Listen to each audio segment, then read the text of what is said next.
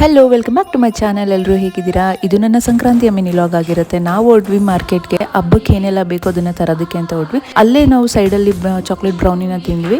Next ಹೋಗಿದ್ದೆ ಮಾರ್ಕೆಟಲ್ಲಿ ಹೂವು, ಕಬ್ಬು, ಹಾಗೆ ಬಾಳೆಹಣ್ಣು, ಹಬ್ಬಕ್ಕೆ ಏನೆಲ್ಲ ಬೇಕು ಎಲ್ಲನೂ ತೊಗೊಂಡು ಮನೆಗೆ ಬಂದ್ವಿ. ಹೂವನ್ನ ನಾವು ಬಟ್ಟೆಯಲ್ಲಿ ಹಾಕಿ ಸುಟ್ಟಿಟ್ಟಿದ್ದೀವಿ, ಬೇಗ ಬಾಡಬಾರ್ದು ಅಂತ.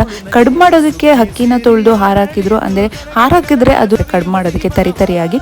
ನೆಕ್ಸ್ಟ್ ನಾನು ಬೇಗ ಮನೆನ ಕ್ಲೀನ್ ಮಾಡಿಕೊಂಡು ಆಚೆ ಹೋಗಿ ರಂಗೋಲಿ ಬಿಡೋಣ ಅಂತ ಹೋದೆ. ಫಸ್ಟ್ ಟೈಮ್ ರಂಗೋಲಿನ ಟ್ರೈ ಮಾಡಿದೆ, ಏನೋ ಒಂದು ಯೂನಿಕ್ ಆಗಿ ಬಿಡೋಣ ಅಂತ. ಇಷ್ಟು ಚೆನ್ನಾಗಿದೆ ಅಲ್ವಾ? ಚೆನ್ನಾಗಿದ್ರೆ ನೀವು ಕಮೆಂಟ್ ಮಾಡಿ. ಕೆಲಸ ಎಲ್ಲ ಮುಗಿಸ್ಕೊಂಡು ಸ್ನಾನ ಮಾಡಿ ನಾನು ಖಾರ ಪೊಂಗಲ್ನ ರೆಡಿ ಮಾಡಿಕೊಂಡೆ. ಅಂದರೆ ಆಲ್ರೆಡಿ ಸ್ವೀಟ್ ಪೊಂಗಲ್ನ ಮಾಡಿ ನೈವೇದ್ಯಕ್ಕೆ ಇಟ್ಟು ಪೂಜೆ ಮಾಡಿದರು.